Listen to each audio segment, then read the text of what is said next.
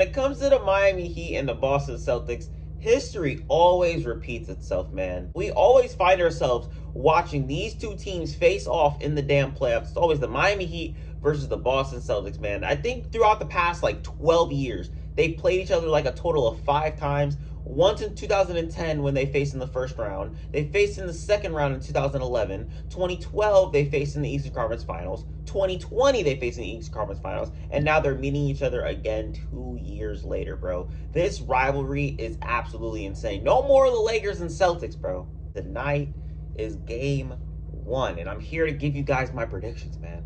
When you look at both these teams back in 2020, you can realize that both their teams are fairly different. So with the people that are going back to the 2020 playoffs, seeing how, other teams were like reacting to each other, it's probably not going to work because both teams are completely different from what they were then versus now. Like back in 2020, you had guys for the Miami Heat running in the rotation like Andre Iguodala, Kelly Olynyk, fucking who else? Kendrick Nunn, Myers Leonard. Bitch. Yikes. And then even for the Boston Celtics, their starting point guard was Kemba Walker, who didn't even play most of the series, who's not even on our team no more. You had our starting center as Daniel Tice. Yes, he's still on the team, but right now he's riding the bench. And then you had our backup point guard was fucking Brad Wanamaker, bro. But since then, both teams have matured. Both teams have gotten better, and it's gonna be a battle, bro. Like y'all see in the thumbnail, it's gonna be a damn dogfight, bro. Because both these teams are known for their defense. If we're going strictly based off defense, the Boston Celtics are the best defensive team in the whole entire NBA. And then you got the Miami Heat. They have the fourth best defense in the NBA. So you clash those two together, you're about to get scores like 98 to like fucking 90, bro. Like back in like 2010 type shit. Which gets to my next point that the Boston Celtics and the Miami Heat are each other's biggest competition throughout this whole entire playoffs. I mean, if you go with the Boston Celtics, I mean, I guess you can say KD and Kyrie, or you can say Giannis and Drew Holiday, or whatever you want to say with that. But when it comes to the Miami Heat, they will be the best defense that they have played against. Same thing with the Miami Heat. They played against a crippled Joel Embiid and a washed James Harden and a bunch of fucking role players who can't even shoot. And then they got into the first round when they played the 9th seed. Well, I guess the 9th seed. They're kind of the 8th seed since they won the play-in. But a very lackluster team in the Atlanta Hawks who had absolutely no defense and didn't even have Clint Capella for like games 1, 2, and 3, I believe. So with all that being said, I really do think that this series is going to come down to who has the better offense, because we all know what both of these teams can do on the defensive side of the ball. But it's going to come down to who has the better offense. And if you ask me, on no bias shit, I really do think that it is the Boston Celtics, because they do have two shot creators in Jaylen Brown and Jason Tatum. I think the one thing that the Boston Celtics do lack is ball handling. We don't have that much ball handling. All we really do have is Derek White and Marcus Smart, to be honest with you. But outside of that, I don't really know who's going to handle the ball. But other than that, I think that the Boston Celtics do have a better offense than the Miami Heat. I mean, the Miami Heat have to rely on a couple players to give you good games consistently, which they haven't really been able to do, if you ask me, because they've had a couple bad shooting nights. Like game 3 against the Sixers was really, really bad, because they only scored like 79 points throughout that whole entire game, and that is pretty shitty for a team who doesn't even play fucking defense. If you ask me, Jimmy Butler and Tyler Hero are probably the only two players on this team right now who can give you consistent offensive minutes. I don't know outside of anybody else who can do that. Maybe Gabe Vincent can hit a couple shots. Maybe Max Strus can hit a couple shots. But are you going to be able to rely on them going forward 4 games out of 7 against the best defense in the NBA? I don't know about that, me personally. But another thing, Jimmy Butler will be guarding Jason Tatum and vice versa for the damn culture, man. I mean, both these guys have been the best players in the Eastern Conference playoffs so far. I mean, you can make a case for Giannis, but the thing is, Giannis about to be watching this game just like I am. Jimmy Butler and Jason Tatum are playing on the biggest stage in the Eastern Conference right now, and they're playing for that Eastern Conference title, man. So it's only fitting that they guard each other, you know what I'm saying? Another thing that's intriguing to me that really does scare me with the Boston Celtics is how are they going to defend Jason Tatum? Are they going to play the same defense that the Boston Celtics played on the Brooklyn Nets?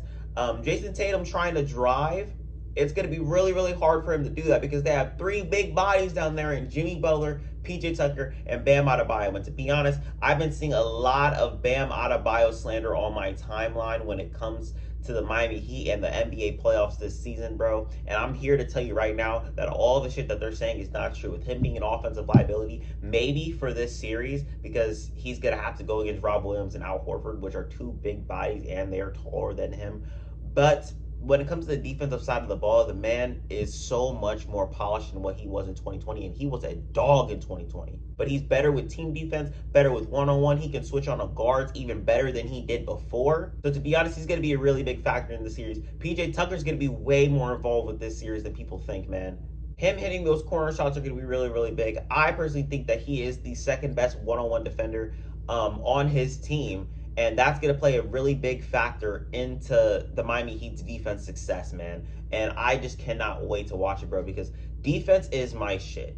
When it comes to me playing basketball myself, I am 3-and-D. I do like to take the shots. Every shot that comes to me, I like to take. But at the same time, I love to lock up and play defense right after I make a damn bucket. You know what I'm saying? But when I was talking about Jason Tatum and Jimmy Butler, these men are about to clamp each other up, bro. So if these two are out of the equation, who's about to show up for the Boston Celtics? I'm not gonna lie, I've been preparing to make this video and preparing to give you guys my take on this series for the longest, bro. Ever since Game 7 ended, I was prepared to make this damn video. So I watched people's predictions. I watched ESPN and what they had to say. I watched First Take, listened to JJ Redick, listened to Stephen A. Smith, watched other people on YouTube, you know, some small YouTubers, some highlights from the regular season to see, you know, how they are going to guard my Celtics or how the Celtics are going to guard the Miami Heat. And to be honest with you, man, I saw a lot of Jaylen Brown, bro. A lot of Jaylen Brown in those highlights, man, because Jaylen Brown is just that dude. When it comes to him getting into the paint,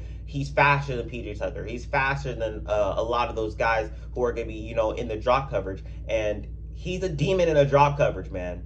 He really is. And another guy who's a demon in the drop coverage, who said that he is my man Tyler Hero, bro. And they are going to make it so difficult on him. They really are. In Game 4 of the 2020 playoffs, man, he had his career high 37 points, bro. He has yet to top that, but it turns out that every single time he plays our team, he just goes God mode. I don't know what it is. Did we hurt you guys? But the thing is, from 2020 to now, he is a completely different player. I feel like he is way more polished than what he was. He takes better shots.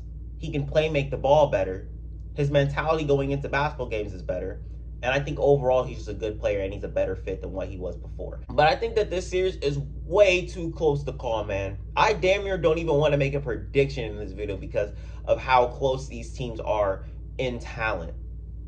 But I got to. Like I said earlier in the video, I really do think that this series is going to come down to who has the better offense. And if you ask me, I really do like the Boston Celtics' chances more in this series because they do have Jason Tatum, who is a demon. They do have Jaylen Brown, who I really do think is going to have a breakout series. They have Al Horford, who can knock down shots. He's been knocking down shots like crazy this whole entire series. In the first round, he literally shot like 61% from the three. They have Grant Williams, who can knock down shots, obviously, like you guys saw in Game 7. I mean, they have guys who can, you know, make shots. They have, you know, Marcus Smart, who can, you know, get the ball moving. Same thing with Derek White. The Miami Heat, they have guys who can knock down shots like Duncan Robinson if they need him. Max Strus, he can knock down shots. Gabe Vincent, Tyler Hero, Jimmy Butler's been knocking down his threes. I don't know how long it's going to keep up, but he's been knocking down his threes. PJ Tucker, you're always going to have to guard him in that corner. It's going to be such a close series, but if you ask me, I do like the Boston Celtics' chances more, and I do have them winning this whole entire series in 7. And to be honest, we got this new thing called Eastern Conference Finals MVP, Western Conference Finals MVP, and to be honest, I think that this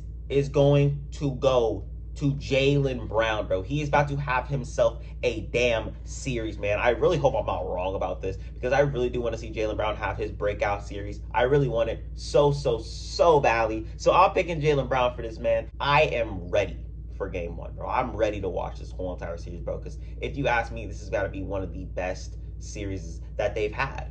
Boston in 7.